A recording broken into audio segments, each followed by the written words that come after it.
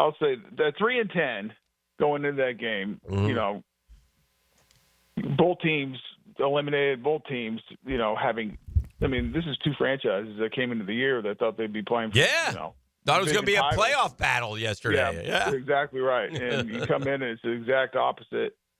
And I'll give, guys on both sides of the ball credit. They came out, they played hard. Yeah, they were pros. They were professionals, correct. They were professionals. They got after it. They were, and so that, it was a good football game. Unfortunately, we made too many errors again. That's kind of the story of the season. And it was kind of what team, because neither team could win close games this year. Right. The Jets, I think, were 0-7. We were 1-7 in, one-score games or something ridiculous. Yeah, now 1-8. Yeah. And who was going to make the plays or who was going to make the mistakes at the end. Yeah. And they made the plays. We made mistakes. It helped them make plays. And it was the outcome that, we lost. I mean, it feels like this year it's really, I don't want to say the same story over and over, but it's a similar storyline from the standpoint of, not being able to make plays, not being able to get stops late in the game when the game's on the line. And that's the NFL. We talk about it every week. I mean, this is a one-possession league most of the time. And it's the team that executes at the end of the game and situational football that is successful. And this year we have not done that. One win at home this year. One win. I mean, just 2 wins last year. I mean, it's so. I mean, it's just so. And I go back to the. I think back to the Cleveland game because everybody says, well, the Dolphin game and fumble and bye bye. And home opener. And the one thing that we said, I remember that game. They came out flat.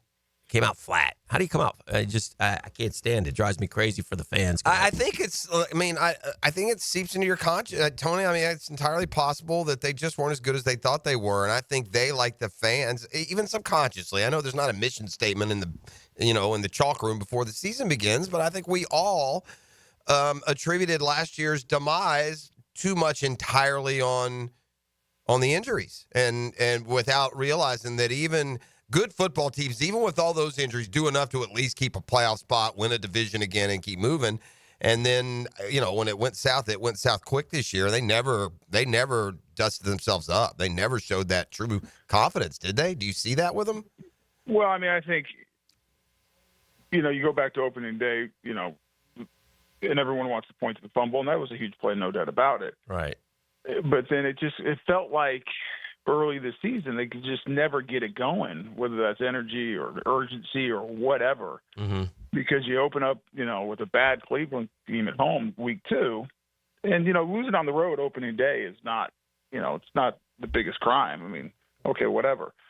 But it just felt like we never got our footing and never really got the momentum and confidence. Like, all right, we're a good football team. Let's go. Let's make plays. And offensively, we've not been in sync. And defensively, we're the worst defense in the league. Oh, boy. And we give up more explosives than anybody. And 7-27 yesterday.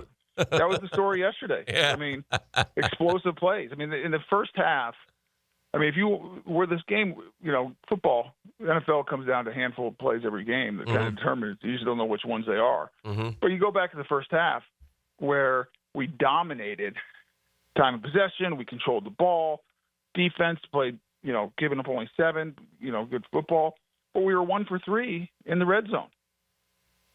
And so we settled for field goals. So in a game that you felt like, boy, we should be in complete control going into halftime, it's a one-possession game. Yeah. And you look up late in the third, kind of a little bit back and forth and a couple big plays, and they got the lead, 17-16. So, it's one of those seasons, and, it's frustrating and dissatisfying, and I think there's a lot of questions, and got 3 more to play, go to Vegas. Ooh, 3 more, Tone. And then everyone will sit back and wait for the evaluation process and see what's next. Yeah, well, we can all help with the evaluation process, but you're right.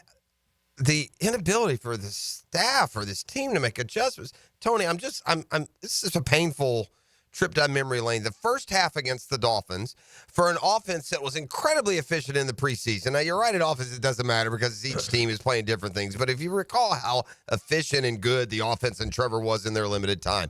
In the first half against the Dolphins, we had the ball 5 times. We scored 2 touchdowns and a field goal on 3 of those possessions, had over 200 yards of total offense in the first half against Miami. And as we sit here in week 100, it's the best half of football that we played all year. That's unreal. Yeah. So that's why people, when they say that the fumble, I mean, maybe it just coincides, but like literally when he fumbled, it's like the chariot turned into a pumpkin. Yeah, I mean, I don't think that was. We had a good 30 minutes of football. We had a good 30-minute season that we won 17-7. Yes, and sir. we have thrown up all over ourselves, literally. Come on, Tone. For 3 months since then. 3 months, Tone. Wow. I mean, the positives yesterday. I mean, I thought offensively, good game plan. A lot Got of guys good, open. Fair. A lot of good young young players did some really good things. Yeah, it's almost Christmas, so it's good to see. And I thought the offensive line. Anton did not have a great day. He struggled a little bit, but the offensive line was solid, and Mac had time, and Brian Thomas Jr. is going to be a star. And, boy, Brenton Strange just continues to impress me. I mean, he has all year. He's our best blocker on the field. He's physical, he's tough, and then gets the opportunity to be the number 1 tight end, and had a great day yesterday. He had an Evan Engram-like game is what he did. He's a really good football player, and Walker Little, since he signed, has played really good football. Mm-hmm. I mean, really good football. But you know what, Tone? You say a lot of young guys have good games, and they do, but then there's inconsistencies. Like 22, he had a really good game last week. He had a tough day. He had a tough day yesterday. I mean, that's so we ready. Okay, this guy's good. This guy we got. Like, let's see Brenton Strange over these next 3 games, and then we can really get a feel for maybe at least. Yeah, but I'm telling you, I've watched Brenton Strange all year. You're sold on him. You're sold on him. The role that they've asked him to play every game. Okay. He has played at a high level. Okay, good. Let me ask you this question about that position then, and offensively how you use him. I think he was 11 for 73. If we catch 11 balls, I mean, can't we get 11 for 100? 11. I mean, can't we break one of the 73? I mean, it just seems like our tight end catches more 4-yard passes than anybody in the NFL.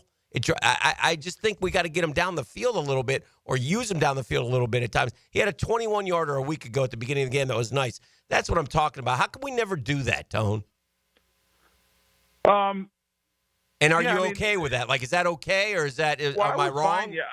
No, I don't think you're wrong. But I mean, what you're saying, can we, run more stuff in the seams, get more vertical? Yeah. And listen, this is his first game being the guy, right? Overall, so let's hold judgment there. Okay. But I mean, I understand what you're saying, but he was very productive. Mm-hmm. Yeah, very good yesterday. And you guys rave about his blocking ability. Is that correct? Like you and Logs have talked a lot about that, right? Such a good blocker. Okay, good. So he's a true. Where Evan Engram is a more H-back tight end. I mean, Brenton Strange is a every down. Any situation tight end. Okay. You can use him like Kittle.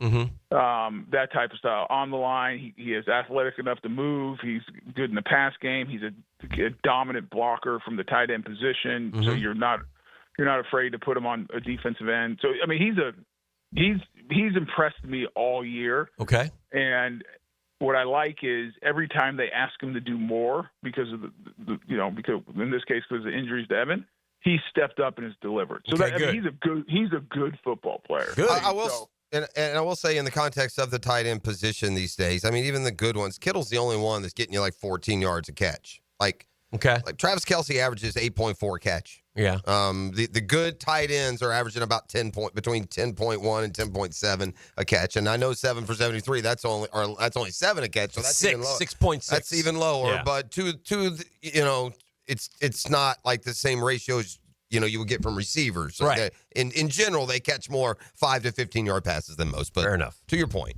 Tone, what happened? Like, tell me the scheme where Devontae Adams is running down the middle of the field and there's a linebacker chasing him. Like, what is that? I mean, someone's safety, isn't it?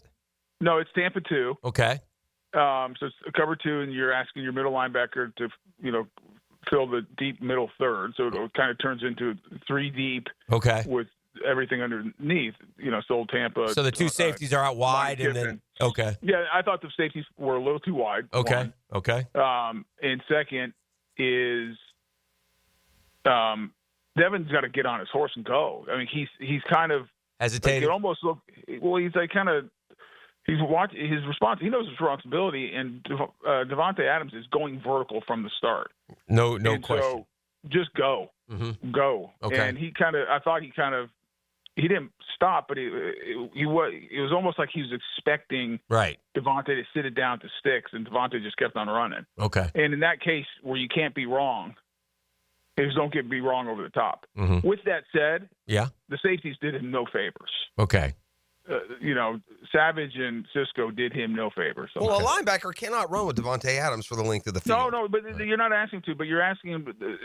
You're asking him to run with him, right, the best you can, and force a great throw over the top, and then the safety's there to help. Come make a play. And, he has to make the read. Okay.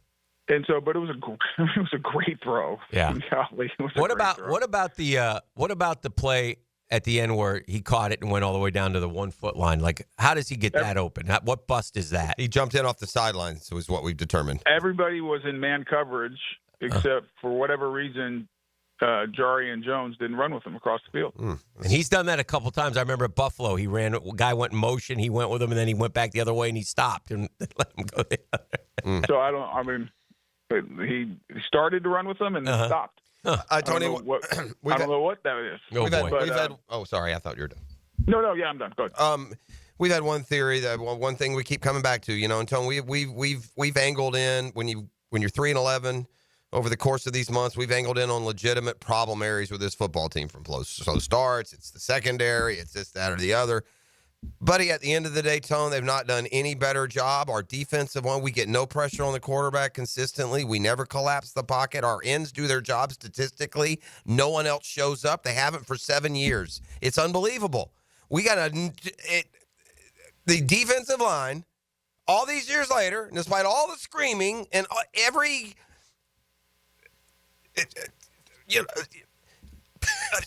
I'm frustrated. I mean, you can be a football simpleton and see that it doesn't improve. They don't do anything to improve it. And we're not going to win football games and play winning defense until we got 8 dogs that can go in and rotate and affect the game. Tony, where are the dogs? We got 2 guys that affect the game. I would argue, and I know that you'll come back and tell me I looked at the film and so-and-so actually did this. We got 2 guys on that D-line that affect the game. Tony, who let the dogs out?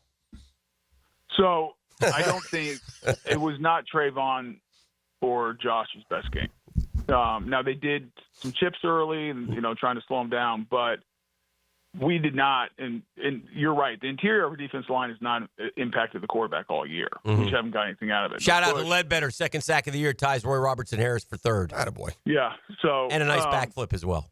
Yeah. And so we didn't impact Aaron Rodgers at all for the most part. And then we let him run, which was I didn't understand. 45 yards for the old man. I think it's the most yards he's had since like 2019 or 18 or something. It's crazy. He doesn't want to run. He's like, oh God, what am I going to do here? Oh man, he doesn't want to get hit or anything else. But I don't think our rush was not good yesterday, and it was not Josh's or Trayvon's best games because they have been good this year, and they've had good years. They're 2 of the building. Look, they're 2 of the building blocks going forward. Yeah, they're good players, really good players. But yesterday, and I thought against the left tackle, the rookie, that Josh would have a good day. And for whatever reason, maybe it was early chips. That he never got in a rhythm or comfortable. I don't know what it was, but it was not.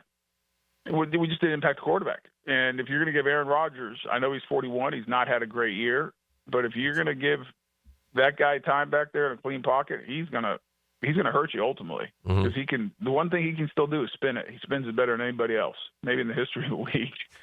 And but we just didn't get. I mean, it's been the story all year. You guys hit on it for years. The interior rush. We have not got any interior rush, and the biggest proof point of that is a guy we traded in London, 6 or 7 games ago, had the 3rd most sacks on the team. And still does in going into the 15th game of the year. And then we could just pile on the innuendo and reality of how much effort the team has put into there, how much misplaced, really pitiful effort, just a pitiful job of identifying talent. When you look, I mean, they've invested mondo money in the big free agent signing, who honestly, with each week, becomes the biggest bust in free agent history. They've invested second and third and fourth round draft picks on the D line for 3 or 4 years running, and none of the guys even breathes a stat onto the sheet Sunday after Sunday. I mean, Lacey and Abdullah, and just go down the line, bro. We're getting nothing from any of them, and you can't fix that in a day. So I don't know. Anyway, no question there, buddy. I think like Mason Smith, again, he didn't do anything. Could have something down the line. You know. Let's wait and see. He's a rookie. And that's fair. Yeah. Yeah, I don't want to bury him. I hear you. I don't think he played great yesterday. Right. But he's a young guy. He's finally getting on the field late in the season. Let's see how that develops. I mean, Jeff made a great point on the broadcast. I mean, Marcus Stroud's rookie year, none of us were jumping up and down, thought he was going to be a dominant because he didn't do much his rookie year. And then, Marcus Stroud became a pretty dang good player. For sure. Mm-hmm. Like, really good. I'd keep a first-year guy completely. Player. Yeah. And so, let's hold off a little bit and see. Let's give Mason some time to develop. All right, Big Bo. Great stuff as always. You'll be on later today with Petey. You guys doing a show today, as far as you know? Yeah, Pete and I, as far as I know, unless it's Petey. By the way, Petey waved the white flag about Will Levis yesterday. I saw that on Twitter, so you can. Well, yes. I mean, last week I tried to get him to admit it. Yeah, I know he wouldn't do it. He was arguing with me on the air. And they benched Levis yesterday, huh? Yeah. 3 interceptions did he have? Yeah. Oof, he's been bad. I don't want to bury. I actually don't really care. That's it for him. Out there. It helps us, but yeah, that's it for Levis. I don't see it. Like some guys who some first rounders who don't make it and then they get cut. Yeah, they've still got a long history or future coming in the NFL, but they're never going to be desired as starters. And like the Gabberts and the Sam Darnold might argue, but no, that's not fair, Tone. He did get starter offers when he left his first job. I mean, some guys don't even get that next job starter offer. They don't get the opportunity. Sure. I don't think Levis leaves and becomes like, for as much as they hate Trevor Lawrence around here at times, if Trevor left, he'd be starting somewhere next year. Oh yeah, you could probably find 15 places. Whoa. Like, why would he? Like, Trevor's not going anywhere. No. I don't. I'm just talking about our own struggles at quarterback. He's not going anywhere, but our quarterback position produced really, really terrible numbers this year for a variety of reasons. So that's the only reason. Anyway, yeah. I'm with you. It's interesting. I mean, Sam Darnold's on what is 4th or 5th team? Yeah. 4th team. And now all of a sudden Minnesota's going to have. And by the way, would have never played this year. I mean, it's just a stroke of luck that he even did this. Right. And now it'll be interesting to see what Minnesota does at the end of the year. Right. Because they got sign him or yeah. But, all right, my brother. Who knows what's going on with his knee? So yeah, all right, we'll see. It's going to be an interesting off season, and we got 3 more though. We got to go to Vegas, and I need you to lead us home, Tone. Lead us home over these last 3. Hopefully, we can get a win. All right, my man. Thanks, buddy. Have a good week. Safe travels.